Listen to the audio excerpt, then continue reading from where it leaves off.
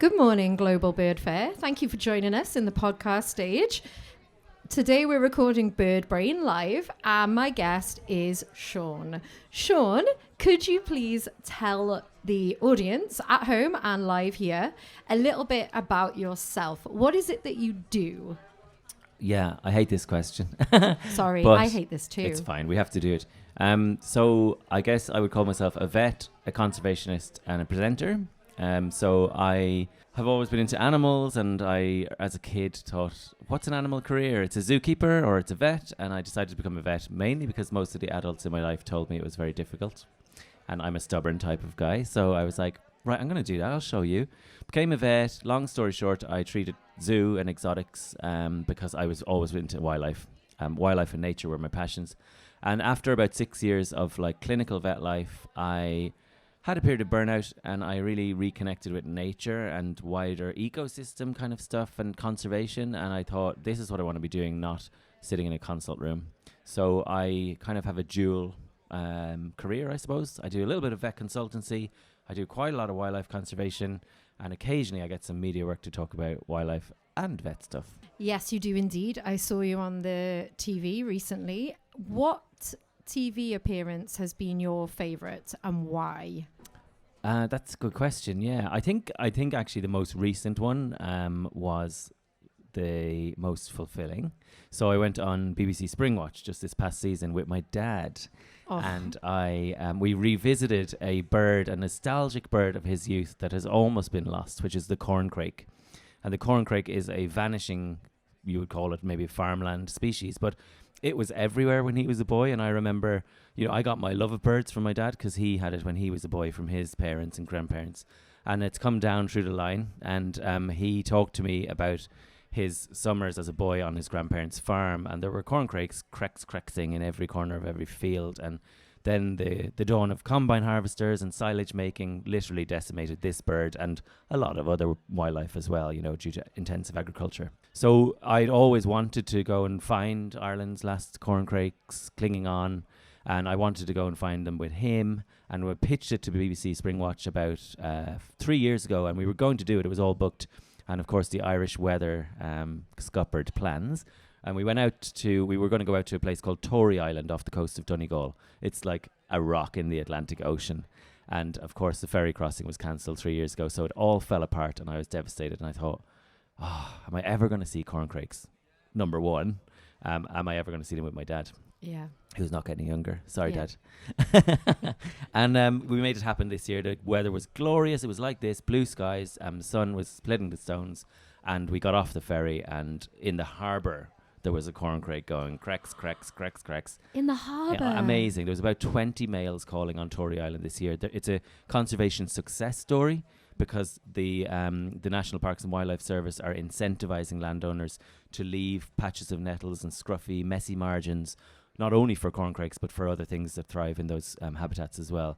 So we did I would say, a really nice, nostalgic, sort of emotional piece about reconnecting over this bird from his childhood that I'd never seen. And I think the personal journey and the kind of fulfillment of that was kind of the best TV thing I've ever done personally. I haven't actually seen that, so you've just told me something Episode new. 2 on BBC iPlayer. I'll be watching. BBC Springwatch. I can't wait. Thank you so much. So that's going to lead us to the kind of opening question of the show, which is where I say to you, can you please tell our listeners what the character of this episode is going to be, what species they're from, and then the best bit, why is it that you wanted to cover this character and species? Sure. So I guess we're bucking the trend a little bit on bird brain for this episode. Yeah. Because as you know, my specialist subject nowadays is beavers. So I would like to talk about Mr and Mrs Beaver in C.S. Lewis's Narnia, Lion, the Witch and the Wardrobe, where he depicted Mr and Mrs Beaver in their lodge, going about their business, but frying a fish on a frying pan, which has caused all sorts of issues for beaver biologists and beaver ecologists, because there's a whole generation of people who grew up with Narnia thinking that beavers eat fish when they don't. They're entirely vegetarian. So I wanted to talk about that.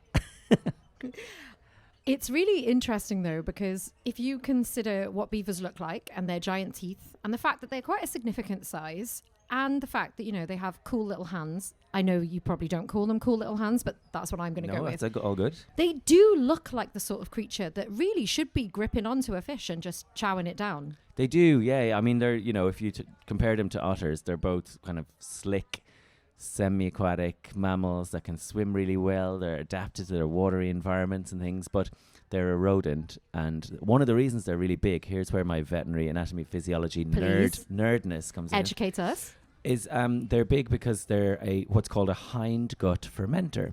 Ooh. So the way they can get energy, lots of energy and growth and become so big from just a very, very cellulose-rich diet of bark and leaves is they have a huge enlarged cecum or hindgut, which is the equivalent of our appendix that's shrunk.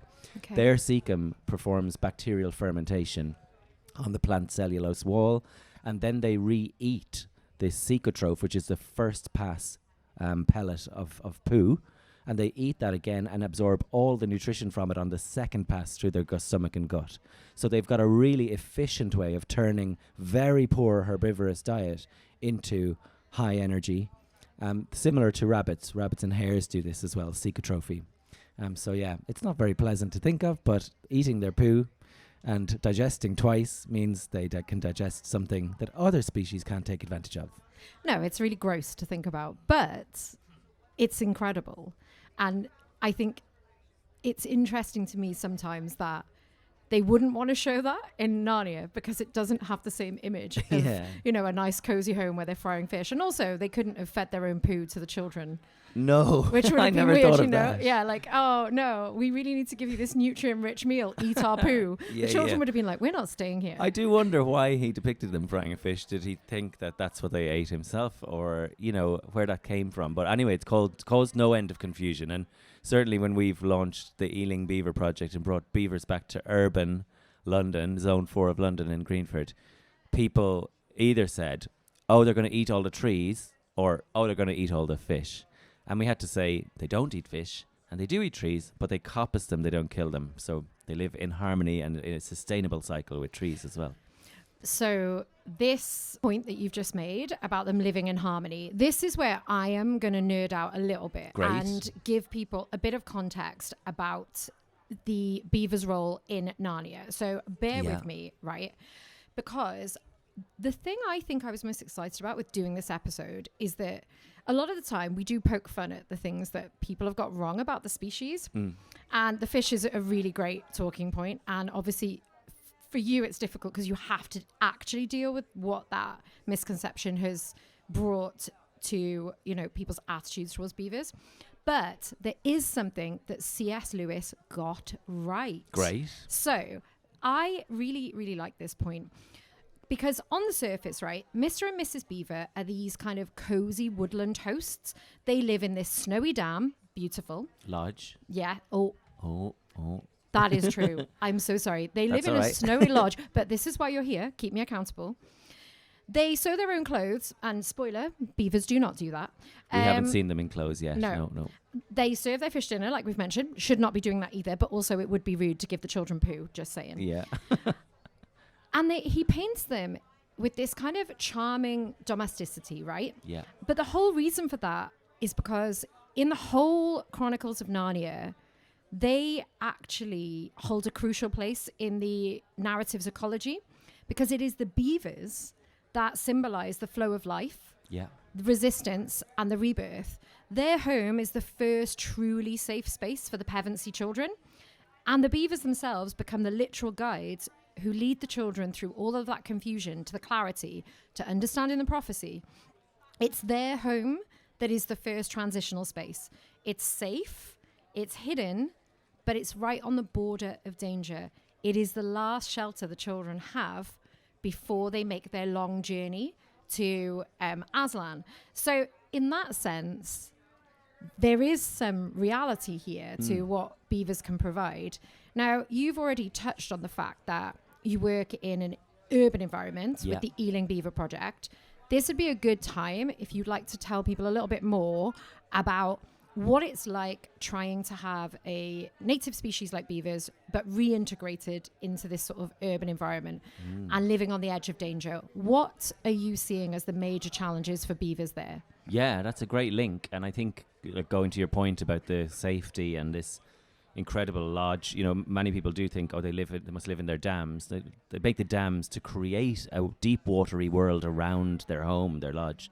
And what that does is it provides safety from disturbance, from predation, from danger. And the lodge is really this fortress of safety for their entire family. They live in multi-generations. They have their kids from, you know, previous years growing with them and helping to raise this year's young. And the entrances to the lodge are underwater. So it's very, very difficult to actually get to a beaver family and harm them. And that was one of the things that we did say when we launched the Ealing Beaver Project. We did a public consultation and asked the community, you know, what are your questions? What are your concerns? You know, can we alleviate them? One of the main things that came back from the public consultation was not the beavers will eat all the trees or the beavers are going to eat all the fish. We did have those things, and they were just education points to talk about actually what beavers do, because we've forgotten how to live alongside them. Yeah. The main concern that came back was for the beavers' welfare. Yeah.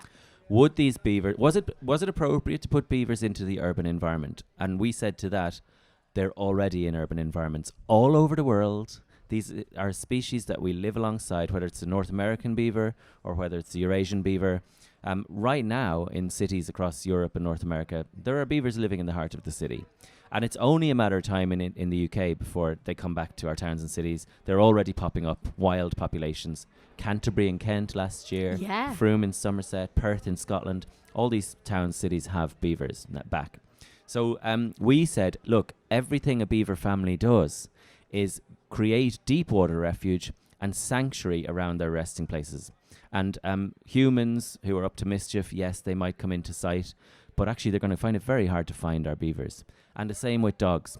You know, the only worry we would have is a dog's, you know, swimming out to a lodge or whatever, but dog's not going to be able to get underwater and go into a beaver's burrow and find itself inside a beaver lodge. And good luck to it if it does, because those beavers do have big teeth. And there have been 3 documented cases of beaver-dog conflict in Britain so far. And all of them were a Springer Spaniel, no joke, jumping off a riverbank onto a beaver and getting bitten by said beaver. So, you know, keep your dog on a lead around beavers. And it's funny because, you know, I'm used to dealing with dog owners and of course, communicating with, aka sometimes manipulating the narrative with dog owners. And I'm used to different types of dog owner. And we say to dog owners, before the beavers came on site, we were there preparing the site for ages. And we just say, when the beavers come, please keep your dog on a lead. Yeah, fine. Most people get that.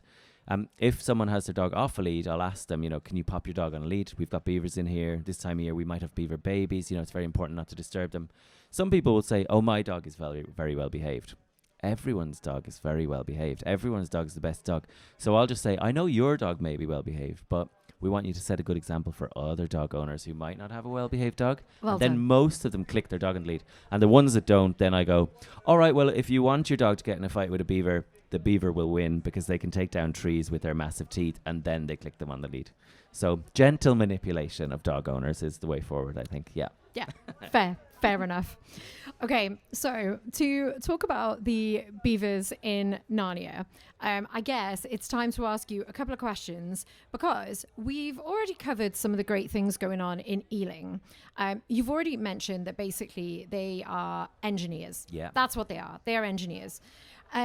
That is also accurate in the Narnia Chronicles, because the beavers actually do build dams to help the Pevensies. Yeah. So how accurate is this kind of idea that they are ecosystem engineers? Because obviously, what is a beaver's motivation? A beaver's motivation, is it to just look after themselves and then they don't care about the landscape? Or is this idea that they are an ecosystem engineer that benefits multiple parties more accurate? Yeah, this is a great question. We are like, you know, pure central for beavers Of and all course. the good they do. And the objectives of our project in Ealing were to alleviate urban flooding, which they've done downstream of the site, was to improve habitat and boost biodiversity on site, which they have done, 10 times faster than we thought they would, and to engage communities with nature. But we kind of have to be honest then when we talk about this and say, the beavers don't care about any of that. Of course. The beavers are doing it for themselves. The beavers are not altruistic species trying to solve the problems of urban flooding or capture carbon or alleviate drought in the summertime, which they're doing right now as well. Basically, what they're doing is to use the example, they've turned a 1 meter wide, several inches deep, tiny little brook that runs through Paradise Fields into a complex wetland with deep water channels that they can move around, that they can disappear into the landscape, that they can create underwater burrows to refuge, and they have mastered this landscape to their own goals. They've brought water to stands of trees that they want to eat and harvest. They've brought water to areas where they want to haul out or, create burrows or a lodge. They have elevated the level of water on site to make sure that they have enough water to seek refuge in and disappear. So everything they do is about protecting their own family and protecting that infrastructure that they've engineered from other beavers coming through the territory as well. So they're quite territorial with all that work they put in. That pair of adult beavers that create that kind of successful territory can live for 12 or 15 years there. So they're a very long-lived rodent. And just the happy consequences are that so much other life then thrives in this amazing, complex, light-filled wetland with different depths of water, different kind of pulses of light where they're taking down trees and opening up the canopy and creating opportunity and mosaic of habitats for loads of other things as well. Lovely. Thank you so much. Apart from beavers, you've mentioned that there's lots of other benefits. What are the benefits that you think are the great success stories? You've touched on the fact that it'll help stop flooding or that other people benefit or other creatures. Yeah. You mentioned something about carbon and you mentioned something about sunlight. Yes.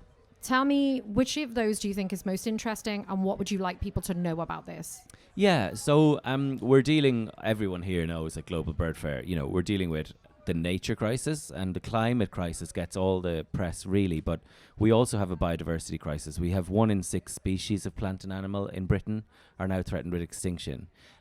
We are trying desperately to reduce, our society's impact on carbon emissions and things. Wetlands, our healthy wetlands, can capture and sink more carbon than close canopy woodland. We've all been told plant trees, plant trees, plant trees, but actually having a range of healthy ecosystems is really important. And beavers are a tool that we can use to reach most of our climate and biodiversity targets. They are a tool to help. People get hung up on this rewilding narrative or debate and say, we shouldn't be reintroducing species that we've lost. We should be focusing on the species we already have.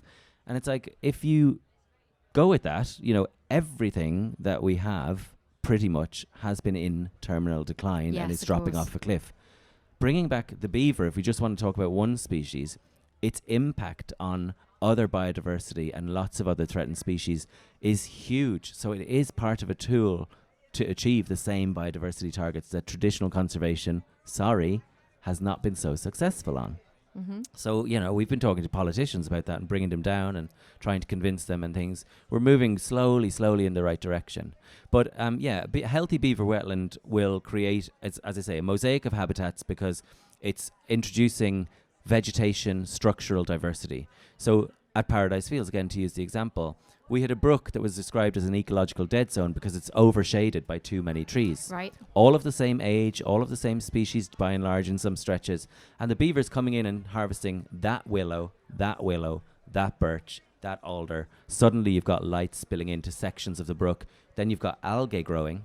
You've got the gravels on the bed of the stream, which we've never seen before, now visible because the beavers have dredged up all the mud to create their lodges and dams.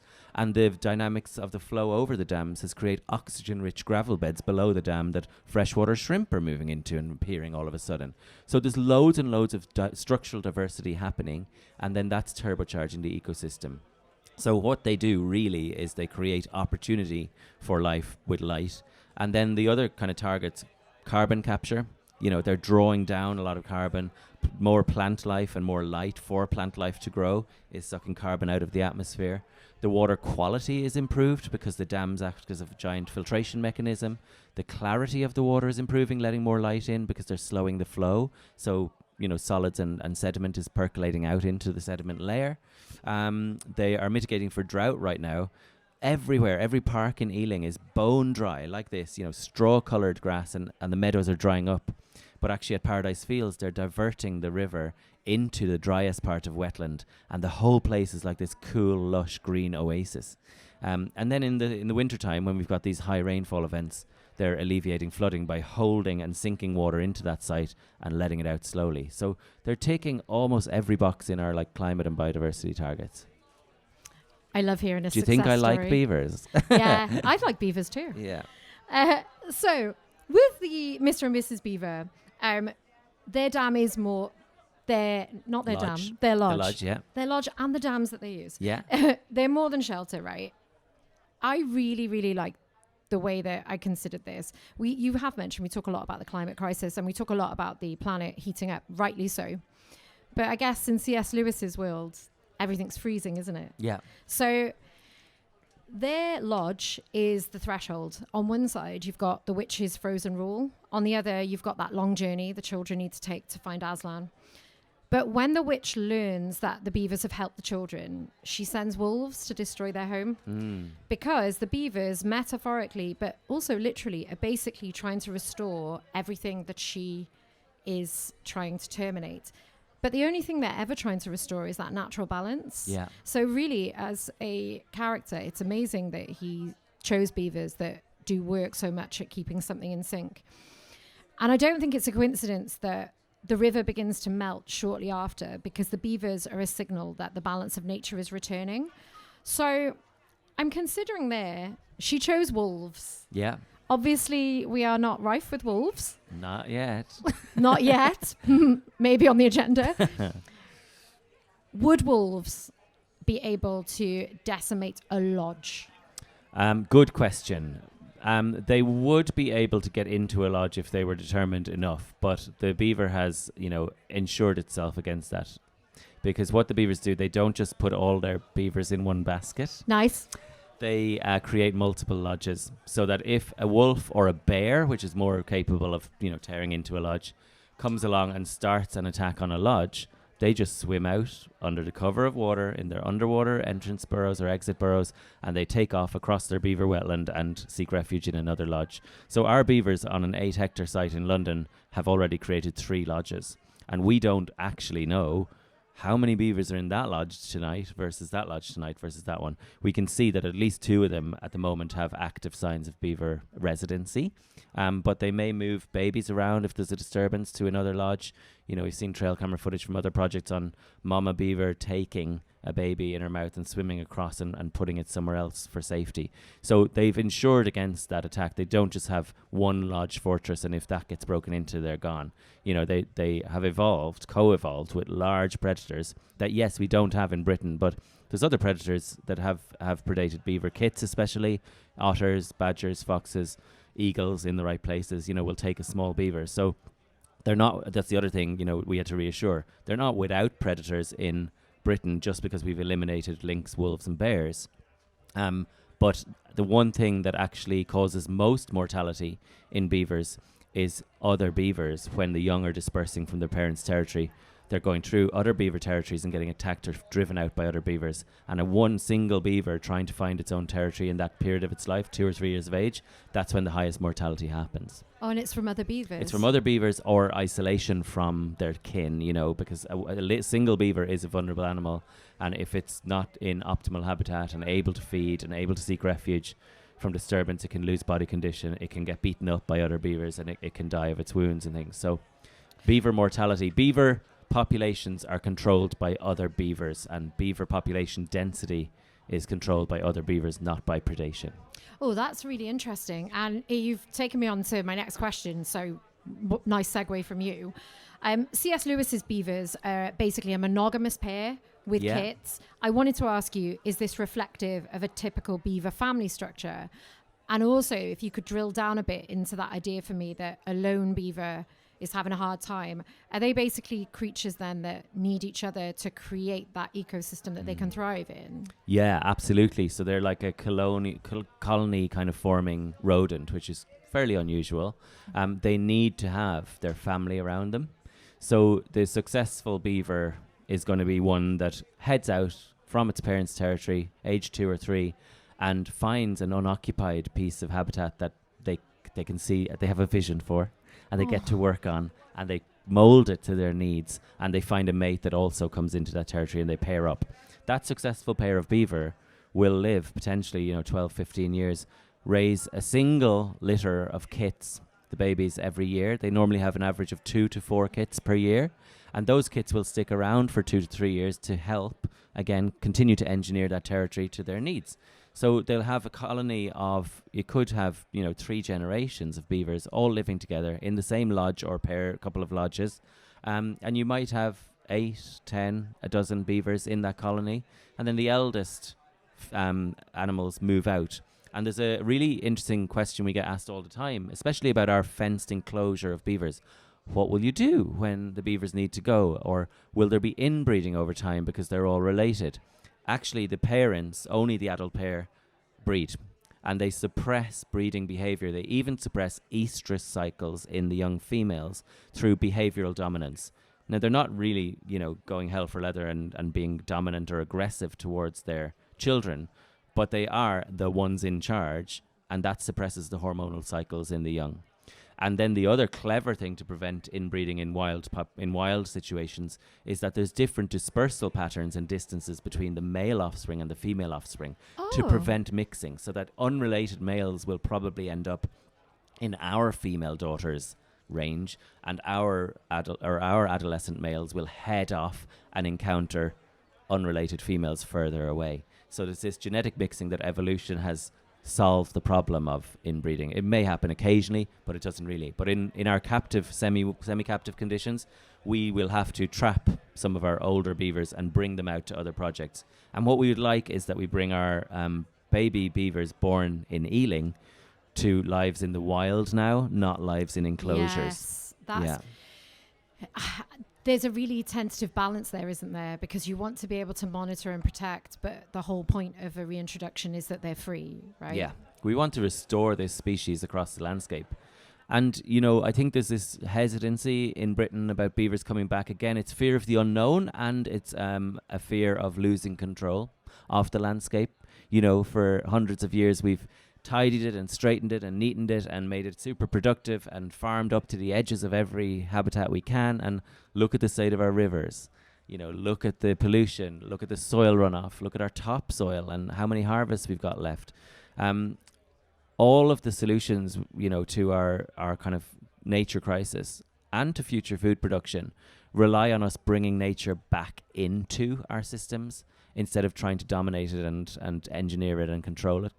So we're not reinventing the wheel with beaver reintroduction in Britain. It's been done. It's been encouraged, and across North America and Europe, people are managing just fine with beavers with a few little kind of, management tools or acceptances that, beavers need a little bit of space either side of a river on your land. And if you give them 10-meter buffer either side of a river on your land, you'll never see their impact really, but you'll see all the benefits that they bring back. Storing water in the summertime in drought, holding water back and preventing flooding downstream in the wintertime in heavy rainfall, capturing carbon, bringing more beneficial insects for your crops. There may be some little headaches with protecting some trees or putting a flow device into a dam because the level is coming up too high.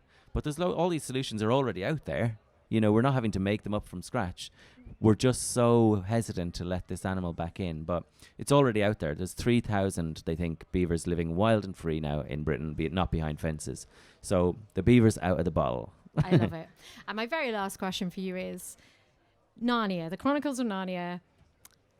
On balance, bearing in mind that ridiculous fish supper, do you think it was good to include beavers in the capacity that they were and to highlight this creature? Or has it created too much beaver bias and you wish that they had not been included? No, I think it's brilliant. And actually, now that you've talked to me about all these metaphors and meaning, which they went right over my head as a kid, I want to go back and watch it now. I think that's my Sunday night viewing tomorrow when I'm like a little bit hungover maybe after tonight's party, and got back home to my couch and I'm thinking, there's my Sunday night movie sorted. I love that. So if anybody wants to visit the Ealing Beaver Project, they have got the opportunity to come in the daytime, right, and go on tours. You've come. I have come. I absolutely adored going. You can see all the signs of beaver activity. And I believe you've introduced is it called a safari? Yes, we're doing evening beaver watching safaris. So from about June time, like late May, early June, till the end of September, while we've still got a period of light after the beavers come out, because they're crepuscular, they're not strictly nocturnal. They will come out at dusk and they will still be out at dawn. So we've got at the moment about an hour and a half window or 2 hour window where we can see them in relatively good light coming out. And it's so popular. We get groups down and they're seeing a beaver for the first time in Britain or globally. And the beavers are pretty reliable. And that's the beauty of the urban context of these beavers. They're habituated to people. And we have a viewing platform and we have a couple of areas we bring people to.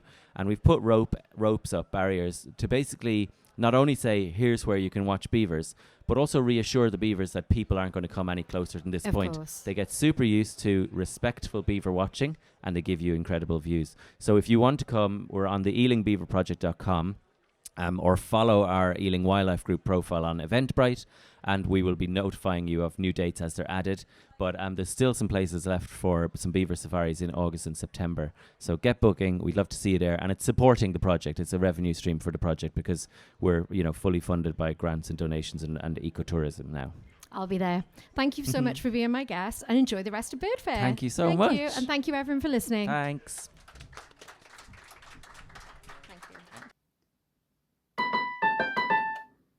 Elliot explains.